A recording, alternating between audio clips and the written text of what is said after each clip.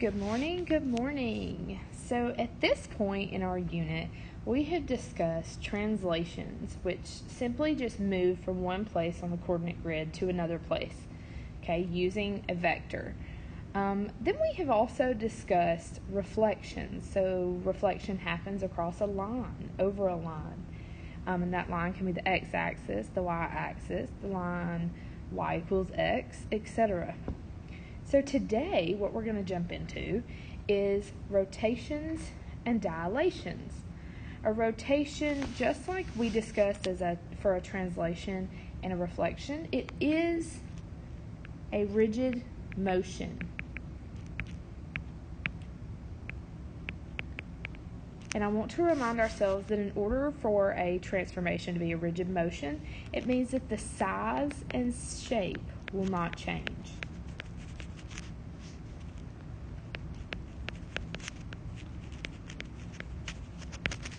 Okay, so a rotation is a rigid motion because the size and shape don't change. A translation is a rigid motion, and a reflection is a rigid motion. Okay, now a rotation is exactly what it says. It's just like when you imagine a spinning wheel as it rotates, or a gear as it rotates. Okay, the size doesn't change. The shape of it will not change. It's just going to rotate. And a rotation can happen around any point that we have, but the most common is going to be the center point of a coordinate grid. And so in your mind, you're probably already thinking of what that point is, and it's called the origin. And the origin is at point 0, 0. Okay? So most of the time when we're discussing a rotation, that's going to be the point that it's rotating around. In GeoGebra, when you click on rotation and it will do it for you, then it's going to ask you what point do you want to rotate around. And you're going to have a point selected at the origin in order for it to rotate. And a rotation is going to occur around a point at a certain degree. So it may be, the most common are a 90-degree rotation, 180-degree rotation, and 270-degree rotation. But it can happen at any degree, okay? And a rotation is going to occur around a point in it's going to go in two different directions, either clockwise. So clockwise is going to be, imagine if you had a clock and you had 12, 3, 6,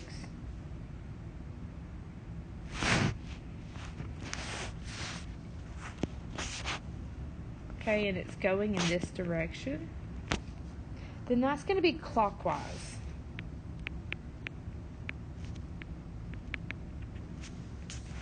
Now, if it goes in the opposite direction, okay, so it's going this way, then that means it's counterclockwise.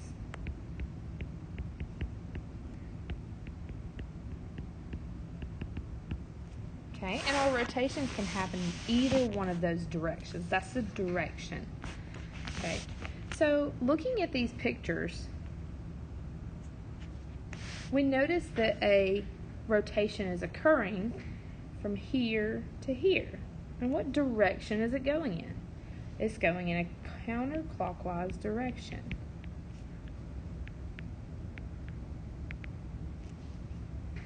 And what is the degree? Well, we know that this occurs at a right angle. So this is a 90-degree rotation counterclockwise. And there's actually a shortcut or a coordinate rule for this that we're going to use to help us whenever we're creating graphs or tables so that we can more easily determine what the newer image points are going to be. Okay, and the coordinate rule for this is actually going to be x, y, so this is what you're starting with. Okay, this is your pre-image point. Remember, we always go from, in a transformation, we go from the pre-image to the image. So if we're working with coordinates, x, y is our pre-image point, and if we're doing a 90-degree rotation counterclockwise, it's going to go from x, y to negative y x. Okay? And that's one form. There's actually another one that we call a 180-degree rotation. Now, what is the degree of a straight line? The degree of a straight line is 180 degrees. So when you're thinking about the direction, it's really not going to matter. So the direction does not matter because you're going to end up in the same place with a 180-degree rotation. And the coordinate rule is pretty simple for this. We're starting here where x is positive and y is positive. And then we end up down here where x is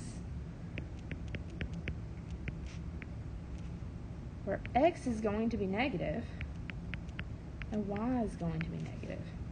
So that coordinate rule is pretty simple. And then lastly, we have a 270-degree rotation. And in this case, it's going counterclockwise. Now here's the fun part about this. A 270-degree rotation counterclockwise is actually going to be the same as a 90-degree rotation that is clockwise. Okay? So just as if we were going from this point and we go all the way around to 270 degrees, if we were to just start at this same point and go 90 degrees clockwise, we're going to end up in the same position. So our coordinate rule is the same for both of these, and it's x, y. And now if it's positive and negative, now it's going to be a positive x. Sorry, I apologize. It's positive y, negative x. That's going to be the order of that, okay? So you're going to change whatever x is and make it the opposite of what it is and put it in the y position, and y will stay the same, but now it's in the x position, okay? So let's do an example together. So the example 1 says to rotate 90 degrees counterclockwise. Well, let's think about our rule for that. 90 degrees counterclockwise, our rule is negative y x. Okay? So let's look at our pre-image points to find our image points going from x, y to now negative y x. Okay? So negative 6, 2. So what is negative y? Well, y is 2, and the opposite of 2 is going to be negative 2. And x. X will stay the same, but it's just in the y position. So now we have negative 2, negative 6. Same for this. Negative y, so negative 4. And then x will stay the same, just now in the y position, negative 6. Negative 4, negative 4, negative 5, negative 4, negative 3, negative 3, negative 1, negative 4, and negative 2, negative 4. Okay? And at this point, I want you to plot these on the graph.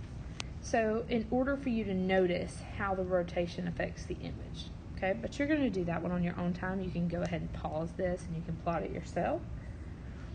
Now, and also I want you to do example 2. Okay, so now we're moving on to dilations. Dilations. So here's the one thing about dilations. It is not a rigid motion. And you're going to notice this as we go on because it is not going to keep the same size and shape. It will have the same shape,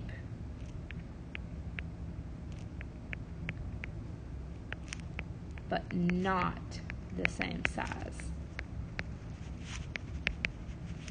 So a dilation is like an enlargement, okay? Or it can decrease in size.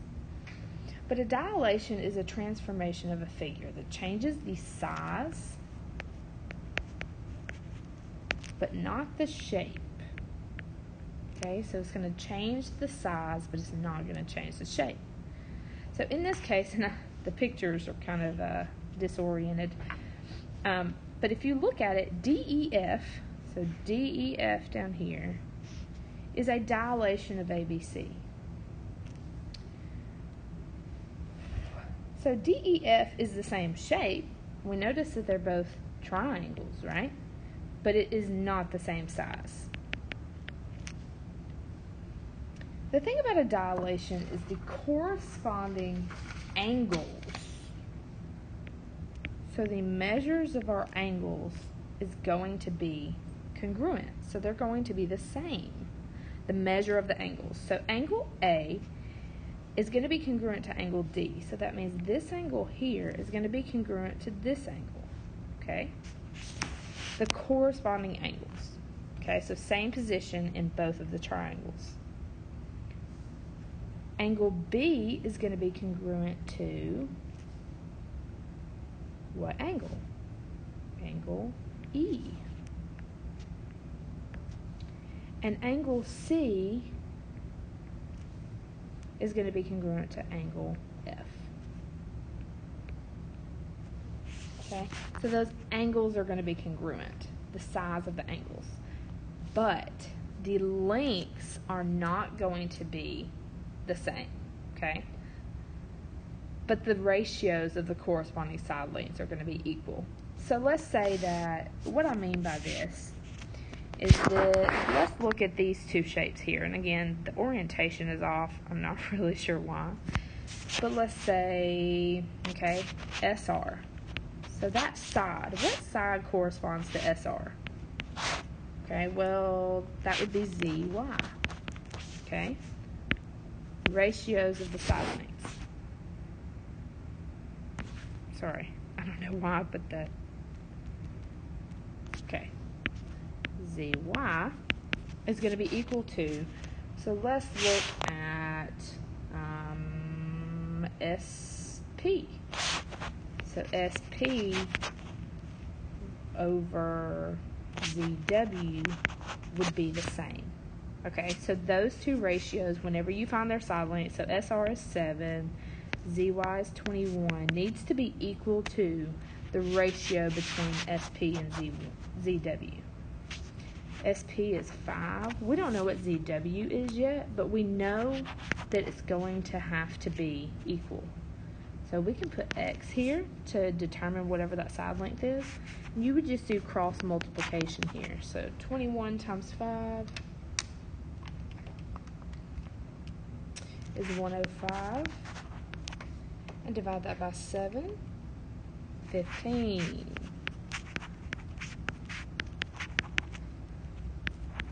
So we know that ZW needs to be 15, okay? That's what it means by the corresponding side lengths being equal, okay? Now, each side of DEF has a length that is. So let's look at the corresponding sides. So SR and ZY. So that was 7 and 21. Well, how much larger is 21 than 7? So in your mind, you might be saying, well, that's 3 times as large, okay?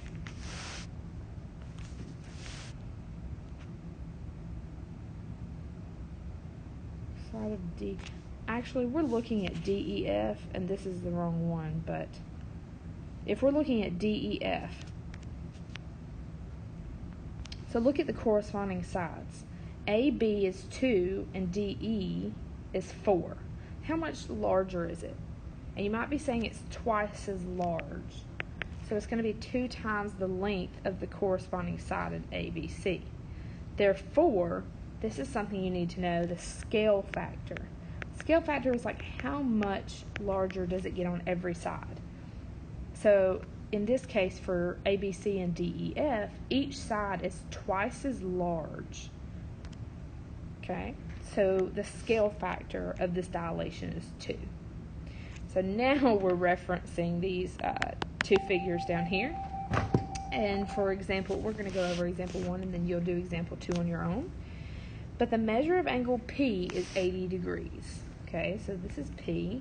And what is the corresponding angle to angle P in the larger figure? And that would be the measure of angle W. Well, we know that if it's a dilation, then they have the same angle. The corresponding angles are going to be the same. So in this case, that would be 80 degrees. And WZ, we figured out a second ago what WZ is because we know that SR is 7 and then ZY is 21. So that's 3 times as large. So that means that if SP is 5, then ZW needs to be 3 times as large. Okay? It has to be the same on all the sides. The scale factor needs to be the same on all the sides. So in this case, it's 3 times whatever 5 is, and that's going to be 15. So now what is WX? Well, again, 3 times as large. If PQ is our corresponding side and is 7, then WX needs to be 3 times what PQ is. So that would be 21. Sorry, my 2's a little funky there. And what is our scale factor? Well, what do we multiply to every side? Okay, how much larger does it get? And in this case, it gets 3 times larger on every side. So what is the scale factor? The scale factor is going to be 3. So I want you to do the next example for number 2 on dilations, and now you can move on to the practice. If you have any questions, please feel free to email me.